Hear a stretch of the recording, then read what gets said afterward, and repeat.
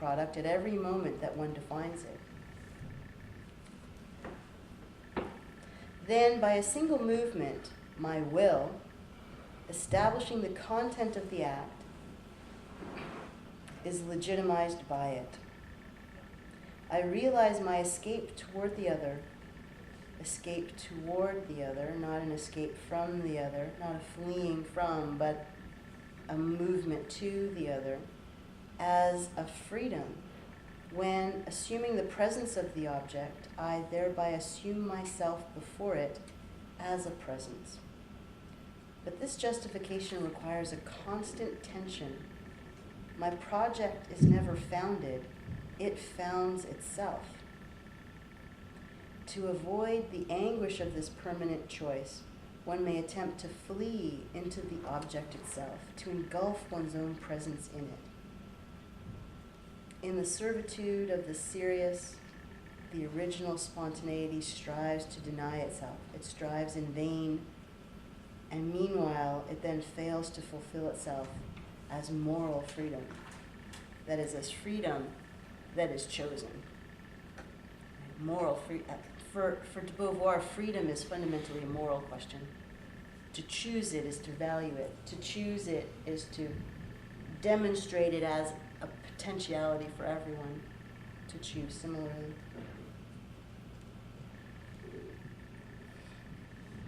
We've got about 15 minutes left just to give you Sure. And here she talks about something other than what, one of the implications of Sartre's idea of freedom. In the face of an obstacle which it is impossible to overcome, so imagine that crag, unclimbable, can't get around it, can't get over it, can't go through it. In the face of an obstacle which it is impossible to overcome, stubbornness is stupid. If I persist in beating my fist against a stone wall, my freedom exhausts itself in this useless gesture without succeeding in giving itself a content. It debases itself in a vain contingency, yet there is hardly a sadder virtue than resignation. It transforms into phantoms and contingent reveries, projects which had at the beginning been set up as will and freedom. We could indeed assert our freedom against all constraint if we agreed to renounce the particularity of our projects. If a door refuses to open, let us accept not opening it, and there we are free. See, this is one of the concerns she has about the way Sartre talks about things, right? So whether the mountain of rock is an element of adversity or a benefit depends upon the ends that I choose, right? And so if I can't get myself up and over it, if I can't climb it, I can't get around it, I can't go through it, well, I can still be free. I just have to choose a different set of ends, right? I just have to choose otherwise. There's that sense in which I can maintain my freedom if I just say, well, I never wanted to climb that darn thing anyway. Right? Football game starting in half an hour. I think I'll go choose that. Right? And therefore I'm free. She's concerned that that way of understanding freedom is an understanding of freedom that actually articulates a limitation, a resignation, a loss of potential in humanity. So when she says, if a door refuses to open, let us accept not opening it, and there we are free. But by doing that, one manages only to save an abstract notion of freedom. It is emptied of all content and all truth. The power of man ceases to be limited because it is annulled. It is the particularity of the project which determines the limitation of the power, but it is also what gives the project its content and permits it to be set up. There are people who are filled with such horror at the idea of defeat that they keep themselves from ever doing anything. But no one would dream of considering this gloomy passivity as the triumph of freedom. And so what she says instead is to understand that when we give up, when we let go of one project, which we can't attain, or which we fail to achieve, that immediately frees us for another project, to formulate another project, which is an expression of our freedom. But it's not to quit in the meantime, right? Failure is an important element of freedom. Remember, success is not the measure of freedom. It's the effort, it's the struggle, it's the attempt. It's the identification of an end. And by the identification of an end, we identify that as worth pursuing. And if it's worth pursuing, it's worth risking failure in the pursuit of, right? And so as we change our plans, as we alter our projects, we replace them with other projects. We don't just limit ourselves. Well, I never wanted to go there anyway. Well, I never wanted to do that anyway. Oh, I can't take that class, it's too hard, I want to keep my A's. Oh, I'll never try that. I might fail. Too risky. And so what we find is, in the effort to preserve our freedom, it's actually shrinking. And that would be to mistake the kind of thing that we are and what freedom is.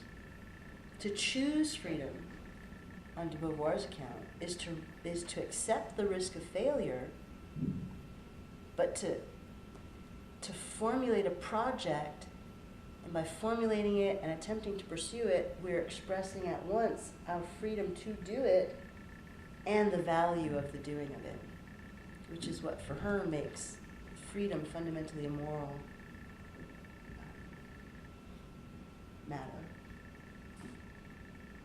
Cool? Now, thoughts? Do you want to open it up for 10 minutes of Q&A? Sure. I thought we were just doing Q&A kind of along the way, but... Well, indeed. But during the end, it's really nice because some students might have some questions they're holding in there. Mm-hmm. So does anybody have questions before I throw one out there, because I've already been talking a lot? I don't understand your fear of the results of determinism being true. It's not so much that I fear that, well, I fear what the implications are. Either we have to continue with what we know now is a lie, and always was a lie. What part's a lie? I think Kant's right, that in the absence of freedom, we have to give up morality. We have to give up on the idea of responsibility for our actions. Because if it's the case that I was caused by some traceable account, some identifiable account of forces operating on me to do this, then in what sense am I responsible for it when I am a mere conduit of the causal forces acting on me? And you are also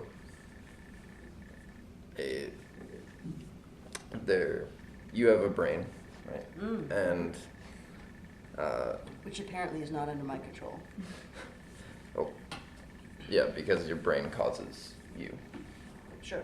Okay, so if your brain causes your mind, that doesn't make any difference to that. It doesn't affect anything at all. It's just the way the world is.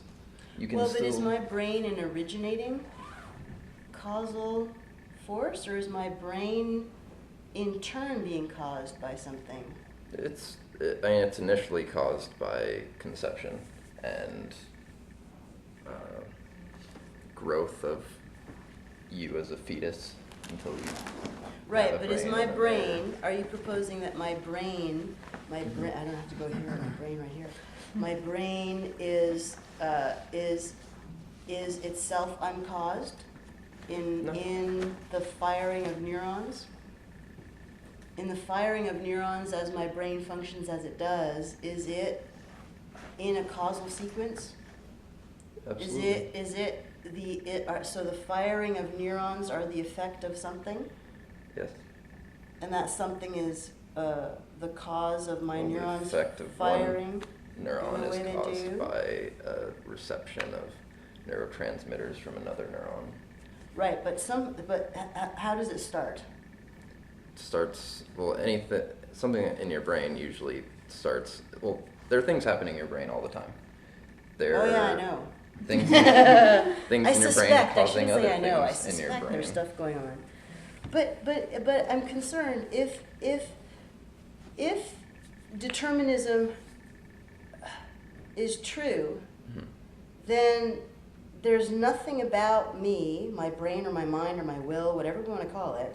If we want to be physicalists, reductivists, then it's my brain, because there is no such thing as a will or a soul or a mind or anything like that. Mind might just be a byproduct of certain things.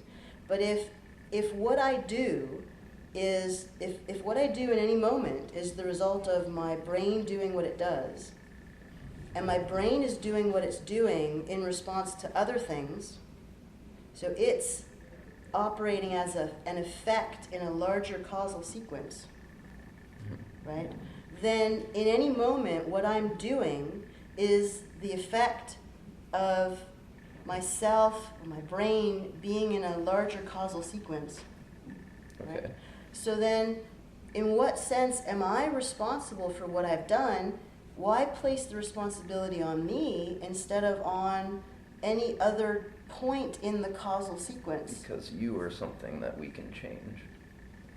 I am something that we can Like, change. you are Anything, something- apparently, anything is something Yeah. that can be changed, Yes. because that's what it means to be an effect in a causal sequence, right? And we can identify We- your intermediate, the government. 'Cause Other morality, effects in causal sequences? I think morality rises out of instinct, upbringing,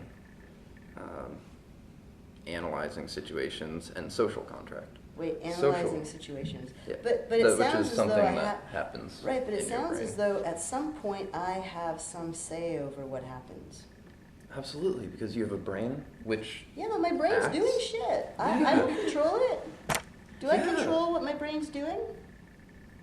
I don't even know what you mean by that. I don't know 'cause- what I mean by that either. Why So- blame me for something my brain is doing in response to other stuff? Because you are your brain. What? Well, I'm more than my brain, I would hope. More than your brain. I'm also this Okay. whole entire organism. If I were to kill Hans right now, I would be responsible because that's not only an action I performed, but I think what Hans meant by it's a choice. It's something that I could have been Ooh, changed careful. and somehow decided. You could have been Yeah. changed by something else. Why blame you and not that something else? Because that If you something else kill failed to him, happen. 'Cause but that's I took something- positive fault. action. But if you kill him, then we Right. should be blamed, really, because we didn't intercede to cause your brain to But to us do changing otherwise. you does not change the killer in the future. Does not change how the killer will act in the future. I'd argue Doesn't that it change everyone else because they prevent all future killers? So, Possibly. Like, shouldn't we all be So- to blame them because we didn't stop her? Exactly. Possibly you Why could blame me? blame some other people. Why But, blame me? It's just- All of the- you are the responsible immediate- for what I do. I like this. But how do we- I like this kind of morality. You're all responsible for what I just did. I just killed a student. Don't blame me. It's your fault, all of you, for not stopping me, for not having changed me such that my brain did not do that. My brain did not cause me I think in to do effect that. the it's problems everyone are else- exactly it's why everyone's we fault. make government, to deal with the problem of who Yeah, do but we you're- blame. But you're just shifting. You're just shifting from the individual to the larger collectivity. And if determinism is true, I mean, here's the thing that Kant, I think, makes clear, and determinists have to answer, at least in terms of the implications of determinism for morality. If there is not at some point something that chooses to do such and so, by at least meaning it could have chosen to do something else, then responsibility or praise, even reward, for the doing of such and so is meaningless. I mean, in what sense then has that being it has done it no- and not, it's just, do we blame the pinball when it doesn't score high enough on the pinball machine? I do. Damn pinball, right? You should have swung left, right? I do. I don't know about you. Bounced but- off harder, right? I could have had a better spot. The pinball's just doing what right? It's just doing. It gets hit by this thing, which projects it this way. There's friction, momentum, resistance. and it's bound, there's elasticity, and that's how we explain what the pinball is doing at any given moment. If determinism is true, how am I different from the pinball? You're different from the pinball in that we can change. But who's the we? More The government. pinballs. More pinballs. Yeah. Uber pinballs. Yes. And what's The government's an Uber pinball. yes? Wait, so the Determinism government would mean has there's to nothing, no such thing. The government apparently is free, but I'm not.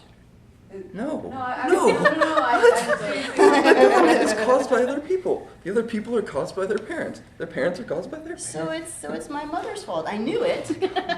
All of this. They're- No, she Fault? What do you would mean then say, fault? no, it's my father's fault. And he would say it was the fucking government. Did you have a question? I'm messing with you. Actually, I do, but I was just moving about to say, to stay alert. But my question is probably pretty simple. Going back to the issue of suicide, what do you make of the fact that most religious traditions have such strong strictures against it? Oh, because maybe it's tempting. Yeah, well, or do they make it more tempting by Oh, God, backloading all the rewards? How are you doing that? Or, Maybe.